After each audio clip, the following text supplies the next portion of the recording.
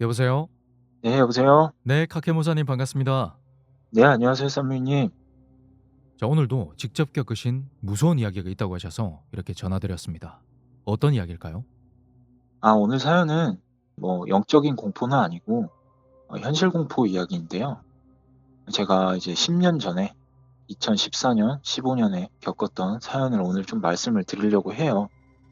이제 에피소드 1, 2로 이렇게 나뉘는데 첫 번째 사연은 제 사연이 아니라 제가 14년도 당시에 기술대학을 다녔었거든요. 네. 그 당시 이제 같은 과에 있는 동생이 겪었던 일이에요.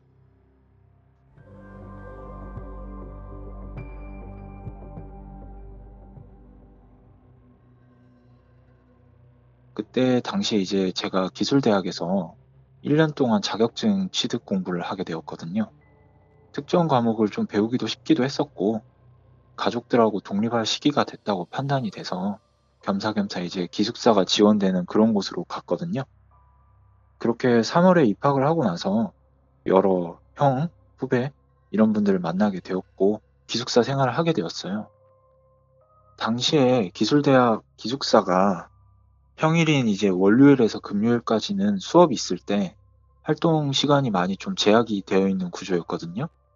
이제 이거를 조금 설명을 드려야 될 것 같아요. 오전 9시에 이제 학생들이 전부 나가면 오후 5시까지 수업이 끝나기 전에는 기숙사에 못 들어오게 이제 사감 선생님께서 문을 잠궈 놓고 있었거든요. 그렇게 하고 주말 같은 토, 일요일은 수업이 없으니까 그럴 때는 아주 프리한 생활을 했어요. 오늘 사연에 나오는 이 동생이 있는데 동생을 가명으로써 저번과 같이 현태라고 표현을 하겠습니다. 현태라는 동생이 2층에서 같이 생활을 했거든요. 같은 과 남자 동생이었는데요. 이 동생도 기술을 배우려고 이 학교에 왔다고 저한테 이야기를 했어요. 그러다가 서로 차츰 알아가고 5월쯤 됐을 거예요. 그때가 14년 5월인데 얘가 갑자기 엄청 신나 있는 거예요. 평일쯤에. 그래서 이제 같은 과 형 동생들이 뭐 때문에 그렇게 신이 났냐고 궁금하다 이야기 좀 해봐라 이랬거든요. 그렇게 이야기를 해보니까 알고 봤더니 하는 말이 고등학교를 본인이 다닐 때 남녀공학이었대요. 당시에 되게 마음에 들고 예뻤던 여자가 있었는데 요즘 이제 페이스북이랑 카톡으로 연락을 한다는 거예요. 먼저 연락이 왔대요. 한 2주? 2주 정도 됐다고 들었거든요. 남자들만 좀 득실득실 모여있는 그런 공간이잖아요. 기술대학이. 그렇죠. 그러다 보니까 여자 얘기가 나오니까 형들이 막 놀리는 거예요. 당시에 좀 유명했잖아요. 그 썸이란 노래 이런 것도 있고요. 음. 그런 노래가 히트하고 그러다 보니까 형들이 막 놀리고 그랬어요. 그래서 이제 막 만나기로 했냐, 언제 만나냐, 연락만 하냐, 막 이런 거를 막 물어본 거예요. 근데 이제 그 동생이 이번 주 금요일에 만난다는 거예요. 음. 만나기로 했대요. 심지어 여자애가 이 동생을 만나러 여기 학교 앞까지 온다고 하더라고요. 보통 이제 남자가 움직이거나 뭐 그러는 게 맞는데 여자가 먼저 자기를 보러 와준다고 하고 막 만나고 싶다고 표현을 하니까 거절할 만한 남자는 없잖아요. 동생이 좀 매우 들떠 있는 게 겉으로도 막 보였거든요. 그렇게 이제 금요일이 되었고 수업이 이제 오전 9시부터 아까 말씀드린 것처럼 오후 5시까지인데 친구가 이제 오전 수업까지 제가 들었던 걸로 기억을 해요. 음. 오전 수업까지 듣고 자기는 오후 수업은 안 듣고 여자를 만나러 간다는 거예요. 그렇게 오전까지 수업을 듣고 현태가 오후에 학교 앞을 나가서 이제 만나서 떠나는 것 같았거든요. 그리고 2층 이제 룸메이트, 형 동생들은 이제 현태 없이 주말을 보내는데 생각을 해보니까 얘가 금요일 오후에 나갔잖아요. 그래서 뭐 다음날 토요일 안 오는 건 이해가 되는데 얘가 일요일 오후까지도 안 오는 거예요. 기숙사에. 보통 복귀를 해야 되거든요. 그래서 다들 좀 놀렸어요, 처음에. 놀란 게 아니고 놀렸어요. 왜냐면 그런 남녀 간에 뭔가 그런 게 강해가지고 이걸 잊었나? 이렇게 복귀하는 걸 잊었나? 이렇게 막 그런 식으로 놀린 거거든요. 그래서 막, 갈 때까지 갔구나. 그래, 좋은 게 좋은 거다. 이런 식으로 형들이 막 놀렸는데, 현태하고 같은 방을 쓰던 룸메이트 중에 한 명인 20살 동생이 있었는데, 걔는 좀 걱정이 되는지 메시지하고 전화를 해봤는데 연락이 안 됐대요. 답장도 안 왔다 하더라고요. 그때부터 이제 유쾌한 분위기에서 기숙사 식구들이 얘 무슨 일 생겼나? 약간 이런 걸로 이제 바뀌는 거예요. 그 얘기하다가 이제 일요일 한 8시, 9시 이쯤 될 때 걔가 왔어요. 와서 이제 얼굴을 봤는데 몰골이 말이 아니더라고요. 뭔가 굉장히 초췌하고 불안해 보이고 안색도 뭔가 안 씻은 것처럼 되게 안 좋더라고요. 기분도 별로 안 좋은지 얘가 말이 없어요. 되게 꿍해 있더라고요. 그렇게 이제 인원 체크한 후에 가만히 있다가 그동안 이제 2일간의 근황이 궁금했던 형들이 현태 방에 찾아가서 주말 동안 무슨 일 있었냐고 물어봤거든요. 근데 이제 저희가 생각했던 내용들하고 완전 다른 거예요. 현태 입에서 나온 말이 저희를 좀 많이 당황하게 하는 내용들이었는데요. 금요일 오후에 여자를 만나러 나갔다고 했잖아요. 학교 앞을 나가서 만난 거는 맞대요. 근데 그 여자가 차를 타고 왔는데 같이 동승해서 운전을 해온 남자가 있었대요. 여자가 내려가지고 현태한테 그 남자를 소개했대요. 이분은 같이 일하는 실장님. 이렇게 소개를 했대요. 현태가 실장님이라는 사람을 보니까 체격도 굉장히 크고 인상도 좀 별로 좋다는 느낌을 못 받았대요. 외형적으로도 약간 위압감을 많이 받았다고 하더라고요. 그리고 현태는 여자랑 단둘이 만나는 줄 알았는데 이렇게 뭐 실장님이라는 사람이 나오니까 그때부터 이 현태가 기분이 좋을 수가 없는 거죠. 그렇게 이제 차에 타서 부산을 갔대요. 부산을 가는 것도 현태의 의견이 들어간 건 아니었대요. 그냥 가자고 했대요. 그렇게 이제 부산에 가서 그 여자와 실장 그리고 현태 이렇게 찜질방을 갔다고 하더라고요. 찜질방에 가서 뭐 이런저런 이야기를 하는데 대화의 내용이 여자가 자기를 만나기 전에 했던 그런 일반적인 남녀의 할 법한 이야기가 아니라 무슨 종교 전파? 다단계? 뭐 이런 이야기를 막 했다 하더라고요. 알아듣기도 어려웠대요. 그 전의 내용하고 완전 다르니까요. 그리고 그 실장이라는 남자 있잖아요. 계속 붙어 있대요. 감시하는 것처럼. 그러니까 이게 여자한테 좀 솔직하게 뭔가를 표현하고 싶어도 그 실장이 옆에 있기 때문에 함부로 말을 못한 상황이었던 거죠. 그렇게 이제 부산 가기 전에도 약간 느낌이 별로였는데 도착해서 이제 그런저런 이야기들 들으니까 현태가 아, 내가 속았다. 이 생각이 바로 떠올랐대요. 그렇게 이제 찜질방에서 하루 자고 나온 다음에 이제 실장이란 사람하고 여자가 또 갈 곳이 있다고 어디 건물로 데려갔대요.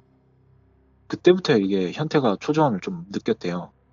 아, 솔직하게 말을 해야 되는데 이런 줄 몰랐다. 네가 뭐 이런 데를 소개해 줄 줄 몰랐다. 나 가야 된다. 이런 얘기를 하고 싶었는데 거절을 해야 되는데 그런 얘기를 할 만한 분위기가 아니었대요. 절대.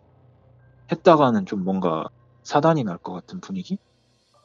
그 아니나 다를까 건물을 가니까 주말인데 약간 회사원 분들이 몇몇 있었다고 하더라고요.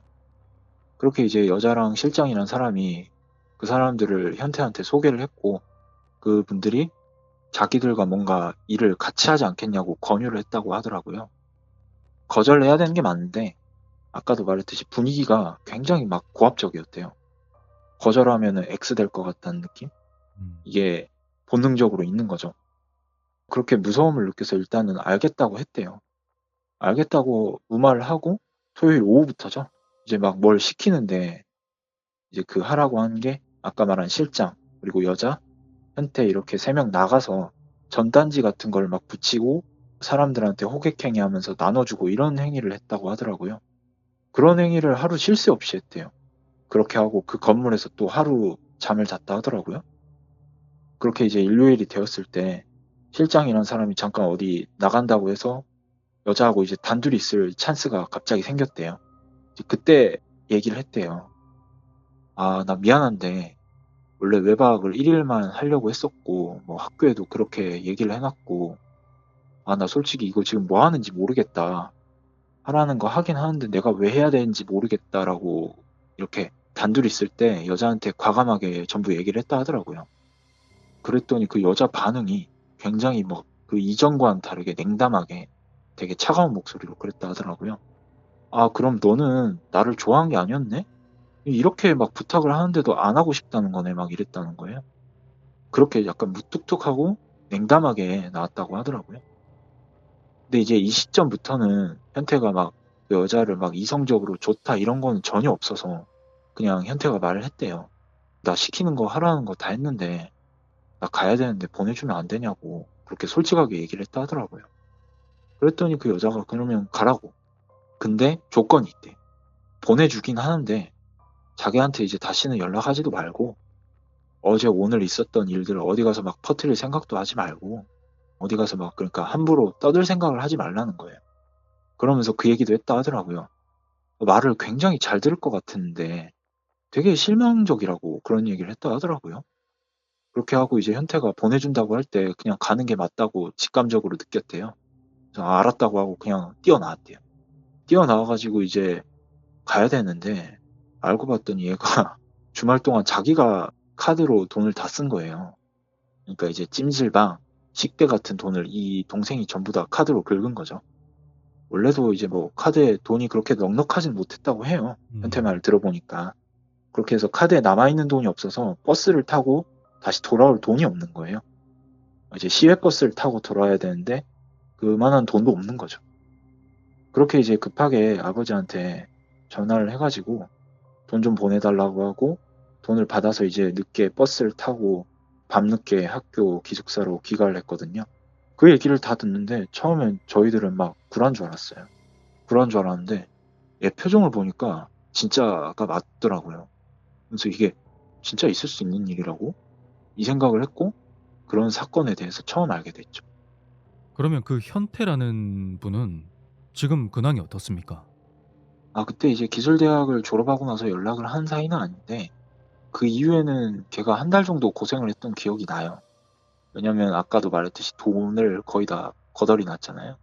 그렇게 해가지고 동생이 좀 고생을 했고 모르겠어요. 뭐 그 이후로도 그 여자랑은 연락하는지 안 하는지는 제가 모르겠는데 다행히 한 달 정도 뒤부터는 다시 원래대로 돌아와서 일상생활을 하더라고요. 그래서 제가 사이비 종교가 참 큰 문제라고 보는 사람 중에 한 명이거든요. 전에 그런 글을 본 적이 있어요. 서울대 심리학과에 네, 곽금주 교수님이라고 계시거든요. 그분이 심리학자니까 사이비 종교에 빠지는 어떤 그런 심리에 대해서 설명하신 거를 제가 본 적이 있는데, 제가 전부 다 내용이 기억나는 건 아니고 간략하게 그 사이비 종교에 빠지는 이유가 내면의 결핍 때문에 빠지는 거라고 설명을 했던 것 같아요. 그러니까 사람이 뭐 상황이 힘들어지거나 어떤 그런 극심한 고통의 상황에 빠지게 되잖아요. 그러면 사람은 어딘가에 의존하려는 경향이 있다는 거죠. 그래서 그거를 이용해서 사이비 종교에서 접근을 하고 친밀해지고, 그 다음에 이 사람이 의존하게끔 만들고, 그렇게 의존을 하게 되면 이제 세뇌 단계로 들어가게 되는 거죠. 그러면 그렇게 세뇌를 시킨 다음에 뭘 하냐? 범죄에 이용하거나 아니면 금전적으로 착취를 한다거나. 그 사람 심리가 원래 그렇지 않습니까? 그 스스로 뭐 능동적으로 뭘 하는 것보다는 수동적으로 누가 시키는 대로 하는 거를 더 편하다고 느끼는 경향이 있거든요. 그러니까 그런 사이비 종교에 한번 빠지게 되면 쉽게 헤어나오지 못하는 그런 경우가 있지 않나, 그런 생각이 드는데, 다행히도 현태라는 분께서는 잘 빠져나오셨네요. 네, 다행히 현태는 그 이후로는 그런 거에 접점이 없던 것 같았어요. 다행이다. 만약에 그거를 이제 벗어나지 못하는 성격이나 그런 성격이었으면 큰일 날 뻔했습니다, 진짜. 그렇죠, 위험하죠. 자, 첫 번째 이야기 잘 들었고요. 다음 이야기 들어보겠습니다. 두 번째 사연인데요. 이 사건은 첫 번째 사연 이후에 1년 후에 제가 이제 2015년 11월에 겪은 사건이에요. 사연 말하기 앞서서 쌈무이님과 우리 시청자분들께 먼저 이야기를 해드릴 게 있는데요. 제가 첫 시참 때 박수무당을 했다가 그만둔 사건 말했을 때 우리 시청자분들께서 많이 좀 응원의 댓글이나 반응을 보여주신 걸 봤거든요. 그걸 보면서 저도 느낀 게 제가 귀가 좀 많이 얇아요. 귀가 많이 얇고 사람을 잘 믿는 그런 성격이었는데 오늘 사건도 아무래도 이게 10년이나 더 된 사건이다 보니까 그런 좀 성향이 많이 묻어나오는 에피소드가 될 것 같아요. 그래서 그 점은 조금 과거의 일이니까 감안하고 좀 들어주셨으면 감사하겠습니다. 아, 그러니까 지금은 안 그렇다는 말씀이시죠? 예, 지금은 그렇진 않습니다. 자, 아무튼 우리 카케무사님은 메타인지가 굉장히 잘 돼 있는 분인 것 같아요. 감사합니다. 자기 객관화. 자, 그러면 우리 카케무사님의 그 어렸던 그 시절의 사연 한번 들어보도록 하겠습니다. 첫 번째 사연 이후에 아까 말한 현태 사건 이후에 1년 뒤에 이제 저는 취업을 하게 되었어요. 이제 2015년에 회사에 입사를 해가지고 경남의 모 지역에서 생활을 하게 되었는데요. 그 당시 회사가 이제 시 단위가 아니라 군 소재의 좀 작은 곳이었거든요. 그렇다 보니까 문화생활 시설이나 영화, 뭐 미술, 병원 이런 곳이 없어서 그런 거를 조금 즐기러 나가려고 하면 시외버스를 타고 한 50분 정도 나가야 되거든요. 그렇게 나가야 이제 도시를 갈 수 있었어요. 평일은 이제 막 매일같이 근무를 하니까 도시를 갈 여건이 되진 않았고 주말, 토요일 같을 때 이제 도시에 나가서 뭐 영화를 본다든지 쇼핑을 한다든지 아프면 뭐 병원에 가거나 그런 형태의 생활을 했는데요. 주말에 이제 같이 사는 룸메이트들이랑 갈 때는 별로 이상하게 문제는 없었어요. 근데 이제 제가 혼자 돌아다닐 때도 있잖아요, 사람이. 그러면 이제 항상 2인조로 돼 보이시는 분들이 와서 저를 막 붙잡고 말을 거는 그런 게 보이더라고요. 그게 아마 3월 이쯤부터였던 걸로 기억을 해요. 근데 이것도 참 웃긴 게 저는 혼자 걸을 때 습관이 귀에 이어폰을 꽂고 다니거든요. 이어폰을 항상 그렇게 귀에 꽂고 다니는 사람인데 그럼에도 불구하고 막 저를 잡아서 말을 걸었어요. 그게 막 좀 많았어요, 횟수가. 한 3월, 4월, 5월, 6월. 횟수만 아마 대략 세어보니까 제가 7, 8번 됐거든요. 하루에만 2번 붙잡혔던 적도 있었거든요. 내용은 다 비슷해요. 도를 아십니까? 그런 쪽으로 유명한 사람들이었는데요. 길을 가고 있는 저를 붙잡고 항상 레파토리가 실례지만 잠깐 대화 좀 할 수 있을까요? 이러시더라고요. 내용은 좀 장황한데요. 결국은 이제 들여다보면 항상 같은 말이 뭐 본인 조상님이 계신데 안타까워한다. 뭐 아니면 본인은 도화가 있는데 뭐가 있다. 그리고 뭐 앞으로 미래는 어떨 거다. 이렇게 막 흡사 느낌이 뭐라 해야 될까요? 서사 보는 점괘? 그런 것처럼 사람을 세워두고 막 말을 거는 거죠. 대화도 짧지가 않아요. 굉장히 길었어요. 저 같은 경우에는 붙잡히면 30분은 떠들더라고요. 물론 중간에 제가 막 괜찮습니다 하고 갈 때도 있는데 이분들이 막 붙잡고 안 놔줄 때도 많았어요. 그렇게 이제 본질이 깊은 대화를 원하면 자기들이랑 어디 가자는 형태로 항상 귀결이 되더라고요. 그렇게 아까 앞서 말한 것처럼 15년 봄, 여름쯤엔 4, 5번 정도 그렇게 엮였고요. 이제 오늘 사건은 11월 일인데 앞서 말씀드릴 게 10월쯤부터는 제가 이제 회사 교대 근무가 있어서 불면증도 있고 피부 트러블도 갑자기 많이 생겨서 평일에 이제 연차를 쓰고 병원을 예약해 놓은 상황이었거든요.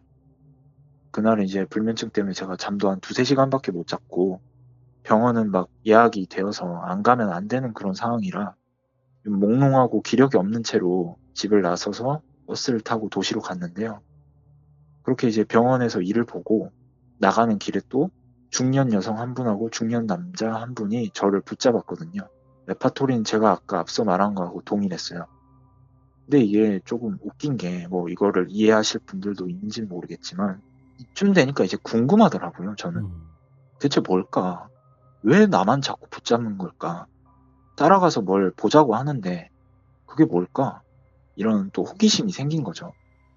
뭐 앞서 제가 말씀드린 것처럼 저 성격이 호기심도 있고 궁금한 거는 좀 못 참는 성격이라 대화를 하면서 한번 이야기를 해봤어요. 그러면 뭐 어디로 가서 뭘 어떻게 하는 거냐고 물어봤거든요. 근데 이제 2명이 말을 하기를 따라가면은 이야기를 전부 해주겠다는 거예요. 제가 그때 오기가 생겼어요. 알겠다. 한번 따라가 볼게요. 이랬어요. 대신 제가 전제 조건을 먼저 좀 달았거든요. 앞서 말했듯이 제가 잠을 많이 못 잔 게 있었잖아요. 육신적으로 많이 피곤한 상태였거든요. 그래서 많이 피곤해서 내가 올해는 못 있는다. 올해 못 있고 그리고 만약에 뭐 돈을 요구하는 일이 생기면 나는 못 가겠다. 이렇게 제가 전제 조건을 달았어요. 그랬더니 그 얘기를 들으시더니 두 명이 알겠다고 그러는 거예요. 오래 안 걸릴 거래요. 그렇게 같이 동행해서 걸어가는데 되게 가까운 곳에 그분들의 건물이 있더라고요. 제가 뭐 지역을 밝힐 수는 없는데 경찰서 한 블록 앞에 있는 근방의 건물이었거든요. 이제 경찰서도 보이겠다. 저도 이제 건물에 들어가기 전에 한 번 더 이야기를 했어요. 뭐 이상한 거 시키고 그런 거 있는 건 아니죠. 분명히 제가 아까 말한 것처럼 저는 돈이 없고 그 앞에 경찰서도 있는데 뭐 이상한 거 하시고 그러는 건 아니죠라고 한 번 더 물어봤어요. 그 당시에는 뭐 제가 너무 어렸고 뭐 물론 지금도 젊지만 당시에는 좀 더 약간 필터 없이 말을 하고 그런 때였거든요. 그렇다 보니까 지금 와서 보면 제가 무슨 마인드로 그런 말을 한지 모르겠는데 그 얘기하니까 두 명이 그렇게 크게 웃더라고요. 어. 무슨 뭐 영화나 드라마를 많이 보셨냐고 뭐 요즘 시대에 뭐 이상한 얘기를 하시냐고 그런 거 아니고 그냥 차 한잔 하면서 이야기를 좀 더 했으면 한다 이러더라고요. 그렇게 해서 이제 3층에 있는 건물 들어갔는데 뭐라 해야 될까요? 보이는 모습이 그냥 일반적인 건물이고 사무실이거든요. 이제 사무실 내부를 들어가니까 종교 단상처럼 보이는 것도 있고 그 교회 목사님들이 업무를 보시는 그런 사무 용도로 쓰이는 곳이라 해야 될까요? 그런 것도 보이고요. 그리고 약간 무속적 종교 단상도 보이고 어울리기 힘든 조합? 약간 이질적인 조합? 이렇게 비치가 되어 있더라고요. 일단 사무실에서 그렇게 도착을 해서 차를 내어주시더라고요. 대화를 하자고 해서 이야기를 하는데 저를 데리고 왔던 두 분은 빠지고 다른 중년의 여자분하고 대화를 했는데 이야기의 큰 틀은 아까하고 비슷했어요. 뭐 조상을 위해서 빌어줘야 된다 이런 얘기를 하더라고요. 그 얘기 하다가 대화 도중에 이제 두 분이 갑자기 또 들어오더라고요. 그렇게 이제 3대 1의 구도로 저를 압박을 하더라고요.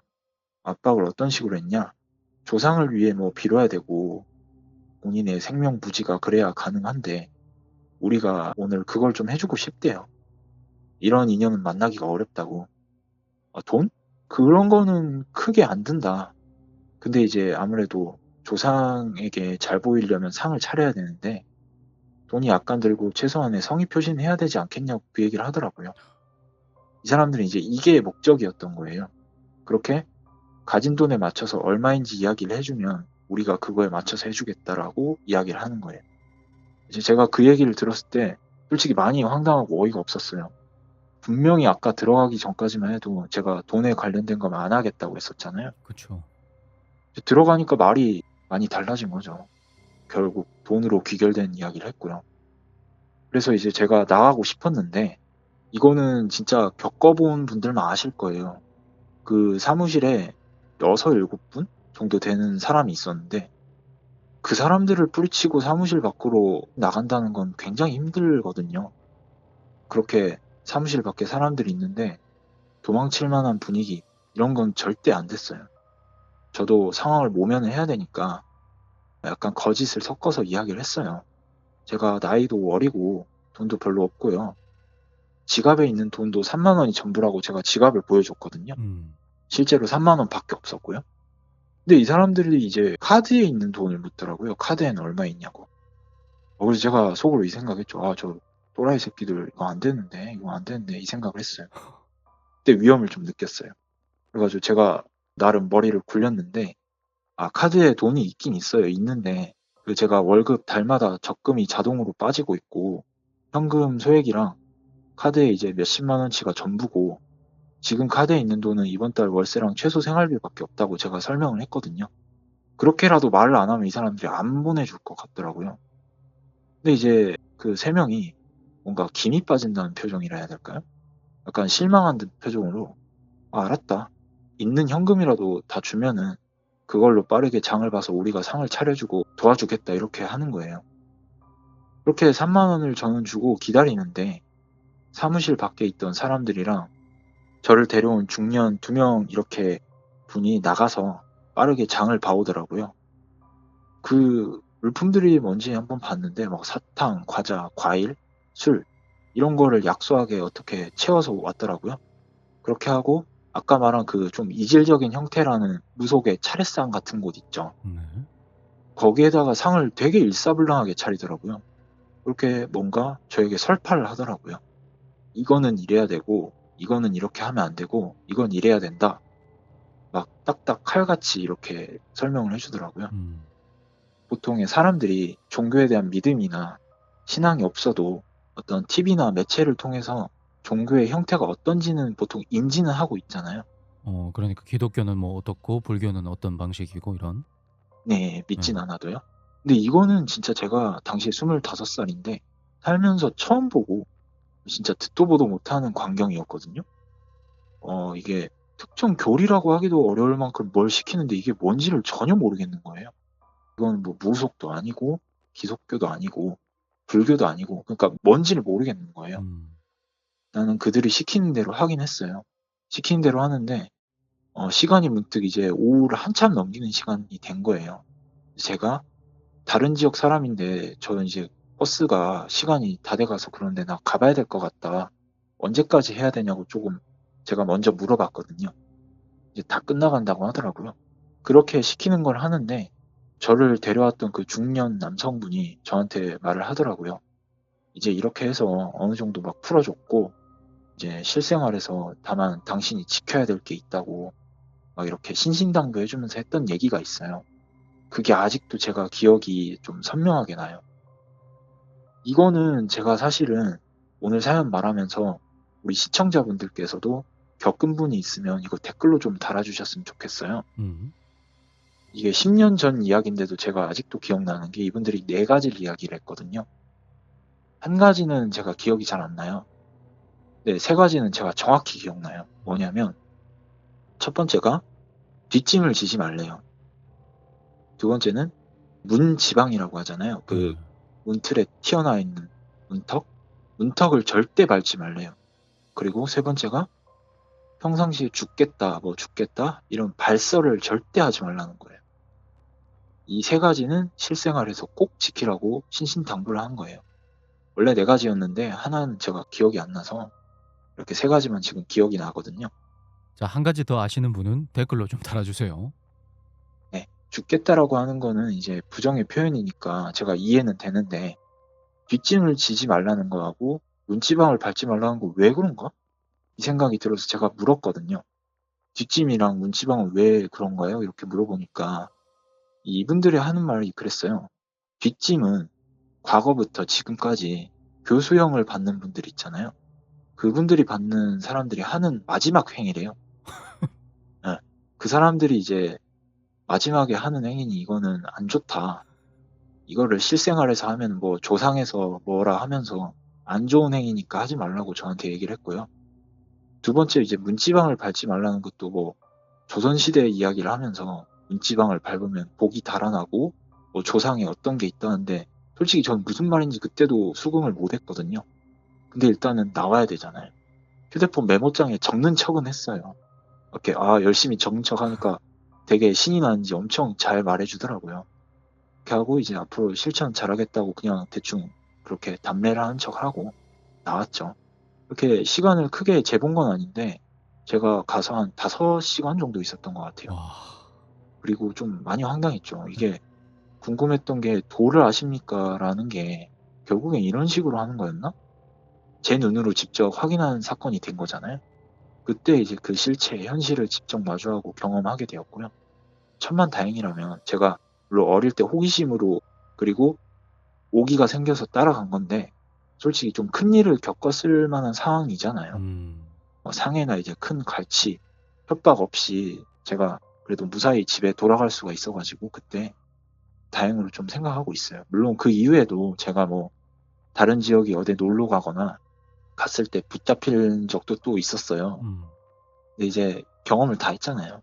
전말을 아니까 이제 망설임 없이 저는 일이 있어서 가봐야 된다, 필요 없다 이렇게 노를 바로 외치게 되더라고요. 그랬던 기억이 있어요. 야. 하지 말았으면 더 좋았을 경험을 하셨네요. 그쵸. 아무래도 제 성격이 그렇다 야. 보니까 이번에도 따라갔어요. 그런데 그 덕분에 그 카케무사님처럼 이 도를 아십니까에 대해서 저건 과연 뭘까? 궁금하실 분들도 있잖아요. 한번 가볼까? 근데 그분들을 위해서 대리 경험을 해주셔서 너무 고마워할 것 같아요. 이게 저도 너무 궁금해요. 이게 다 똑같은 시스템으로 이런지 아니면 저만 이렇게 겪었는지 저는 솔직히 아직도 모르겠어요. 근데 저도 오늘 사연 말하면서 이렇게 시청자분들도 저랑 비슷한 경험이 있으신 분들은 댓글로 알려주셨으면 좋겠어요. 저도 아직도 저 세 가지가 뭘 의미하는지 모르겠어요. 그리고 제 사연을 들으시면 앞으로 저런 분들은 안 따라가셨으면 하는 바람입니다. 네, 그럴 것 같아요. 근데 그중에 그 문지방 밟지 마라는 말 있잖아요. 예. 그거는 제가 어렸을 때 복 나간다고 어른들한테 들었던 얘기거든요. 그런가요? 예, 그거를 좀 접목시킨 게 아닌가. 뒷짐은 뭘까요? 뒷짐요. 네. 뒷짐이라. 그러면 이제 군대 훈련소 가 가지고 차렷 열중시어 타는데 "아닙니다. 저는 도를 아십니까 출신입니다. 절대 열중시어는 못합니다." 잘 모르겠네요. 오늘 사연도 이렇게 제가 제 사건하고 현태 사건을 말하면서 아직도 이런 분들이 있을 게 분명하거든요, 세상은. 그래서 이런 분들은 좀 멀리 하셨으면 하는 바람으로 제가 오늘 사연 이렇게 참여하게 되었습니다. 야, 잘하셨네요. 저도 도를 아십니까 당해 본 적이 있거든요, 길거리에서. 근데 뭐 저는 물론 거절을 했지만 궁금증은 항상 있었어요. 과연 뭘까? 저는 여학생 2명이 종로에서 저한테 말을 걸더라고요. 근데 복장이 딱 관광 온 어떤 여대생들? 옷도 엄청 이쁘게 입고 외모도 준수해요, 여학생 2명이. 그래서 저한테 와서 말을 걸길래 "혹시 시간 되시나요?" 이러길래 제가 그때 인제 사진을 찍는다고 필름 카메라를 쓰니까 목에 걸고 있었거든요. 그래서 '관광 왔으니까 사진을 좀 찍어 달라고 하는 거구나, 자기 휴대폰으로.' 그렇게 생각하고 들어봤는데 "도를 아십니까?" 그거였던 거예요. 그래서 바로 인제 거절하고 피했는데 자리를. 궁금하긴 했어요. '과연 따라가면 무슨 일이 벌어질까?' 이런 일이 있네요. 저는 뭐 상해나 큰 협박 없이 네. 그리고 그들하고 이제 엮이진 않았는데 그 이후로 이제 다른 분들은 요즘 세상이 솔직히 험난하잖아요. 그리고 쌈미 님께서도 잘 말씀해 주신 게 그분들의 행색이나 어떤 용모나 이런 게 되게 평범하시고 그냥 우리 이웃 같은 분들의 모습을 하고 있거든요. 네. 저도 만난 분들이 진짜 길거리에서 그냥 흔히 볼 수 있는 이웃 이런 모습으로 그렇게 계신데 모르거든요. 딱 적혀 있지 않기 때문에 모르는데 그곳에 들어가면 눈빛이 완전 달라지고요. 좀 아직도 등골이 오싹해진 경험이었습니다. 자, 앞으로 이 이야기를 들으시는 우리 시청자분들도 조심하시길 바라고, 저도 뭐 저런 교리를 만들려고 하면 뭐 끝없이 만들 수도 있을 것 같아요. 뭐 3개가 아니라.